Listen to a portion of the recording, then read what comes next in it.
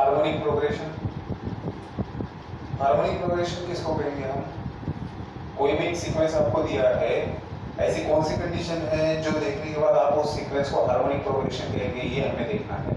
ठीक है, तो मान लेते हैं कि हमारे पास एक सीक्वेंस दिया है, एक सीक्वेंस है मेरे पास T1 T2 T3 up to Tn।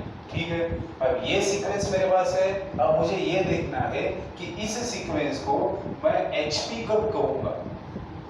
ठीक है, तो बड़ी सिंपल सी कंडीशन है कि कोई भी अगर आपके सामने एक सीक्वेंस है तो वो सीक्वेंस HP तब बनेगा अगर 1/T1 1/T2 1/T3 up to 1/Tn AP बनता है। तो मतलब कोई भी सीक्वेंस आपको दिया है, वो सीक्वेंस हार्मोनिक प्रोग्रेशन तभी कहलाएगा जब उस सीक्वेंस के सारे टर्म्स का रेसिप्रोकल आप लेंगे और जो नया सीक्वेंस बनेगा वो सीक्वेंस अगर अरिथमेटिक प्रोग्रेशन फॉर्म करता है तो ये ऊपर जो दिया गया सीक्वेंस है उसको आप हार्मोनिक प्रोग्रेशन बोलेंगे। समझ में बात? आपको सीक्वेंस ये दिया था, आपने इस सीक्वेंस के हर टर्म का रेसिप्रोकल लिया और ये रेसिप्रोकल लेने के बाद में एक नया सीक्वेंस फॉर्म हुआ। अब अगर ये नया सीक्वेंस अरिथमेटिक प्रोग्रेशन है तो आप इस वाले को हार्मोनिक प्रोग्रेशन बोलेंगे। ठीक है, ये हार्मोनिक प्रोग्रेशन का डेफिनेशन है। इसके अंदर obviously Tn is not equal to 0 for all n belongs to natural numbers. मतलब इसके अंदर की कोई भी टर्म 0 नहीं होनी चाहिए। ठीक है, दिए हुए सीक्वेंस के अंदर की, क्यों? क्योंकि उसका उल्टा हम करने वाले हैं, तो वो क्या आना चाहिए, जो भी सीक्वेंस बनेगा वो अरिथमेटिक प्रोग्रेशन बनना है। तो उल्टा अगर करेंगे 0 अगर आएगा, उल्टा करेंगे तो नॉट डिफाइंड वाली टर्म आएगी, मतलब इनफाइनाइट आएगा। ठीक है, मीनिंगलेस क्वांटिटी में नहीं गया है, इसलिए Tn is not equal to 0 बोला यहाँ पर। तो ये हार्मोनिक प्रोग्रेशन का डेफिनेशन है। आगे यहाँ पर एक चीज ध्यान में रखनी है कि जिस तरीके से हमने अरिथमेटिक प्रोग्रेशन और ज्योमेट्रिक प्रोग्रेशन में nth term and sum of first n terms के लिए फॉर्मूला डिराइव किया था, तो यहाँ पर आपको हार्मोनिक प्रोग्रेशन के लिए ऐसा कोई भी जनरल फॉर्मूला नहीं मिलेगा। आपको क्या करना है, कोई भी अगर हार्मोनिक प्रोग्रेशन आपके सामने दिया है और इस हार्मोनिक प्रोग्रेशन के लिए आपको अगर nth टर्म फाइंड आउट करना है तो आप पहले उसको उल्टा करके लिखेंगे तो आपको मिलेगा AP। फिर इस AP का nth टर्म का फॉर्मूला आपके पास है, AP के nth टर्म का फॉर्मूला आपके पास है a + n - 1 * d।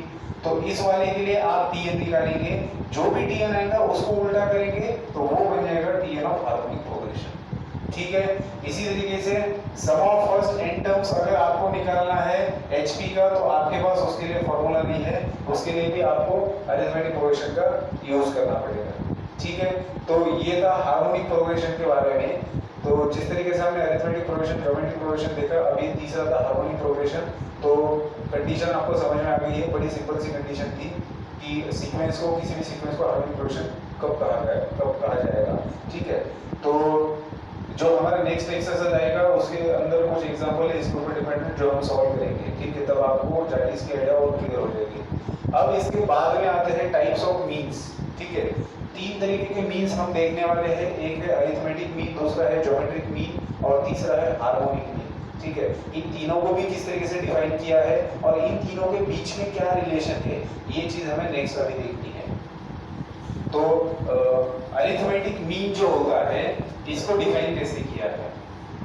Arithmetic mean को कैपिटल A से डिनोट किया जाता है और इसको डिफाइन ऐसे किया है कि अगर x, a एंड y, ये तीन नंबर्स है मेरे पास, x, a, y, अगर ये तीन नंबर्स अरिथमेटिक प्रोग्रेशन फॉर्म करते हैं, ध्यान से देखिए मैं क्या बोल रहा हूँ, कोई भी तीन नंबर्स है आपके पास में, जैसे कि यहाँ पर मैंने लिखे हैं x से y, ये तीन नंबर्स है, ये तीन नंबर्स, अब यहाँ पर अरिथमेटिक मीन को मैंने कैपिटल A से डिनोट किया, इसलिए पहले से दिमाग में मत रखना कि ये अरिथमेटिक मीन है, ये मेरे लिए कोई जनरल कोई भी नंबर है। ठीक है, x, a, y, ये तीन नंबर से, अगर ये तीन नंबर अरिथमेटिक प्रोग्रेशन फॉर्म कर रहे हैं तो ऐसे सिचुएशन में जो बीच वाला नंबर रहेगा उसको हम बोलेंगे arithmetic mean of these two numbers. ठीक है, तो बीच वाला नंबर हमारे लिए रहेगा arithmetic mean of these two numbers. अगर ऐसा है, अगर ये नंबर अरिथमेटिक मीन है तो इसके लिए फॉर्मूला कैसे डिराइव करेंगे? देखो सबसे पहले हमारे पास क्या कंडीशन थी? हमारे पास कंडीशन थी कि x a y, ये जो तीन नंबर्स है, ये तीन नंबर्स अरिथमेटिक प्रोग्रेशन फॉर्म कर रहे हैं, ये हमारे पास कंडीशन थी। तो अगर ये तीन नंबर्स अरिथमेटिक प्रोग्रेशन फॉर्म कर रहे हैं तो हमारे पास क्या आएगा? अगर ये तीन नंबर्स का अरिथमेटिक प्रोग्रेशन फॉर्म कर रहे हैं तो कॉन्सेक्यूटिव टर्म्स के बीच का जो डिफरेंस रहेगा वो सेम आना चाहिए। तो कॉन्सेक्यूटिव टर्म्स के बीच का डिफरेंस क्या आएगा? a minus x is equals to y minus a। ठीक है, ये इक्वल आएगा कॉन्सेक्यूटिव टर्म्स के बीच का डिफरेंस। तो इससे मैं क्या लिख सकता हूँ? अगर मैं a को लेफ्ट हैंड साइड में लेता हूँ तो मुझे मिलेगा a प्लस a, और x को अगर मैं राइट हैंड साइड में भेजता हूँ तो मुझे मिलेगा x plus y। That is a is equals to क्या मिलेगा आपको? 2 times a is equals to x plus y। मतलब a का वैल्यू क्या आएगा? x plus y by 2। ठीक है, तो ये आ गया अरिथमेटिक मीन का फॉर्मूला आपके पास। मतलब कोई भी दो नंबर्स दिए, उनका अगर अरिथमेटिक मीन फाइंड आउट करना है तो उन दोनों की सम करो, उसको 2 से डिवाइड करो। ठीक है, ये कैसे आया ये आपको समझ में आया यहाँ पर। अब अगर मान लीजिए कि आपके पास ये तो तीन नंबर्स थे, ठीक है, अब अगर आपके पास में n नंबर से, मतलब मान लीजिए कि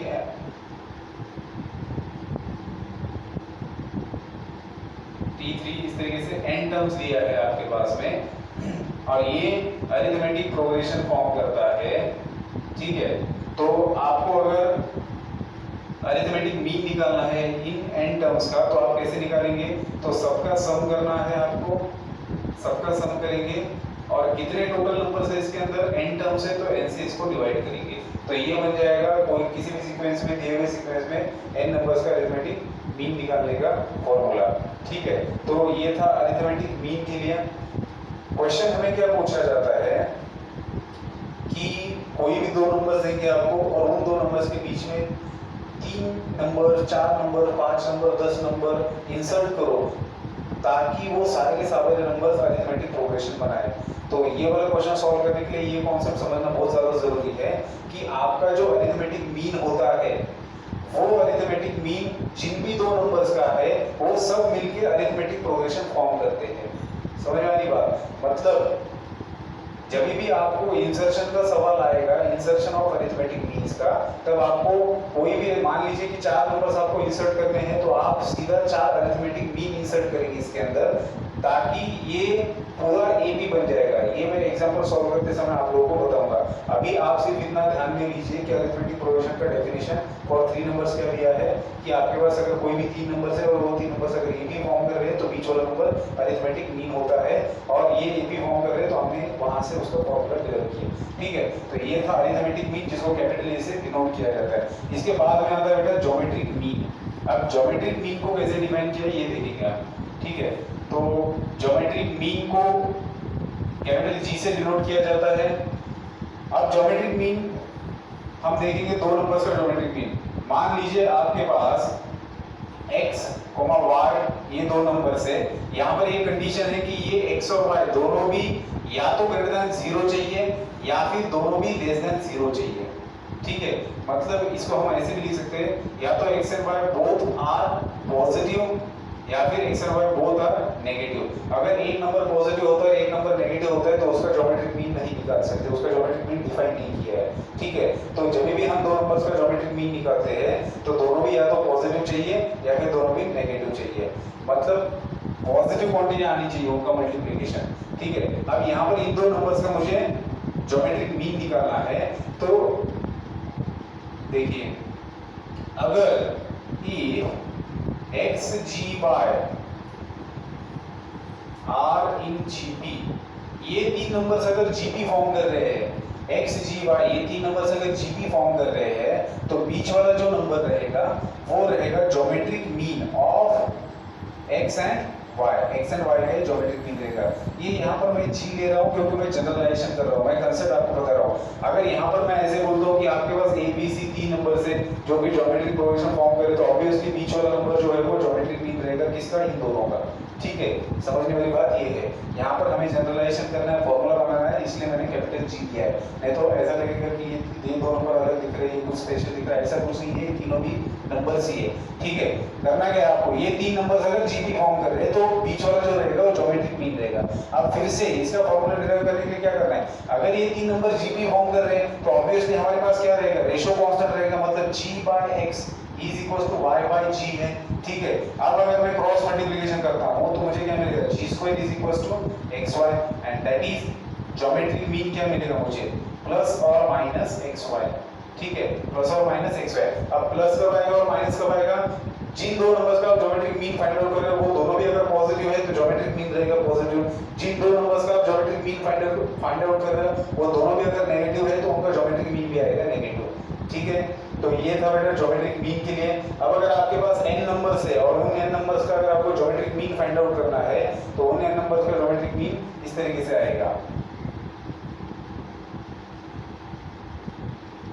यहाँ पर 2 नंबर का ज्योमेट्रिक मीन था तो यहाँ पर ऑर्डर कितना था, 2 था ना, तो अगर आपके पास n टर्म्स है और उनका ज्योमेट्रिक मीन निकालना है तो वो कुछ इस तरीके से आएगा, t1 t2 up to tn whole raise to 1 by n। इसका मतलब क्या, nth root of multiplication of all these numbers, ठीक है। तो ये बन जाएगा ज्योमेट्रिक मीन, ठीक है।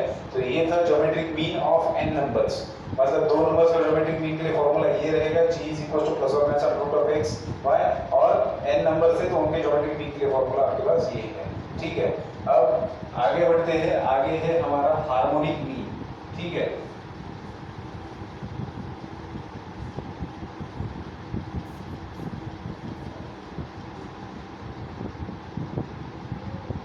हार्मोनिक मीन, इसको कैपिटल H से डिनोट किया जाता है। और हार्मोनिक मीन को कैसे डिफाइन किया है, फिर से वही, अगर आपके पास 3 नंबर से x, h एंड y और ये 3 नंबर्स अगर HP फॉर्म कर रहे हैं, मतलब हार्मोनिक प्रोग्रेशन बनाने वाले अगर आपके पास 3 नंबर्स है तो जो बीच वाला नंबर है उसको हम बोलेंगे harmonic mean of these 2 numbers. अब बेटा इसका फॉर्मूला डिराइव करते हैं। अब यहाँ पर क्या दिया आपको, x h y, ये तीनों मिलकर क्या फॉर्म कर रहे हैं, HP फॉर्म कर रहे हैं। और अगर ये हार्मोनिक प्रोग्रेशन है तो इसका मतलब क्या हुआ, अगर मैं इसका रेसिप्रोकल लेता हूँ तो मुझे क्या मिलेगा, 1 by x, 1 by h, 1 by y। इसका मैंने रेसिप्रोकल लिया। अगर ये HP है तो इन इसके अंदर जितने भी टर्म्स है उनका रेसिप्रोकल क्या बन जाएगा, अरिथमेटिक प्रोग्रेशन बन जाएगा। और अगर ये अरिथमेटिक प्रोग्रेशन है तो मेरे पास क्या है, कॉन्सेक्यूटिव टर्म्स का डिफरेंस जो है वो कांस्टेंट आएगा। That means I have 1 by h minus 1 by x is equals to 1 by y minus 1 by h, ठीक है। अब बेटा मुझे फाइंड आउट करना है h के लिए, तो मैं h वाली टर्म्स एक साइड में ले लेता हूँ, तो 1 by h और ये नेगेटिव इधर आके बन जाएगा पॉजिटिव, ये नेगेटिव इधर आके बन जाएगा पॉजिटिव, तो आपको मिला 1 by x by 1 by y।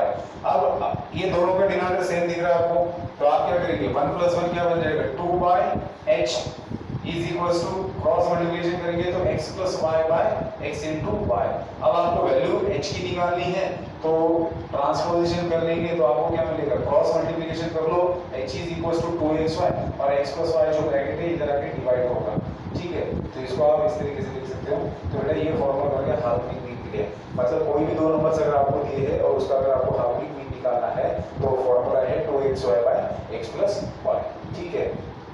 तो ये था हार्मोनिक मीन के लिए। अब अगर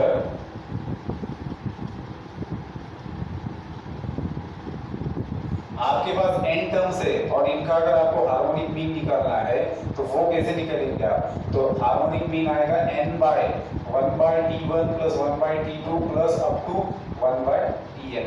ये n टर्म्स का हार्मोनिक मीन निकालने के लिए फॉर्मूला है, ठीक है। तो ये सारे कॉन्सेप्ट थे, harmonic progression, arithmetic mean, geometric mean और हार्मोनिक मीन, इनके बारे में था ये। अब इनका रिलेशन हमें देखना है, उसके लिए थ्योरम दे रखा है जो हम नेक्स्ट वीडियो में देखते हैं, नेक्स्ट वीडियो में देखेंगे, ठीक है।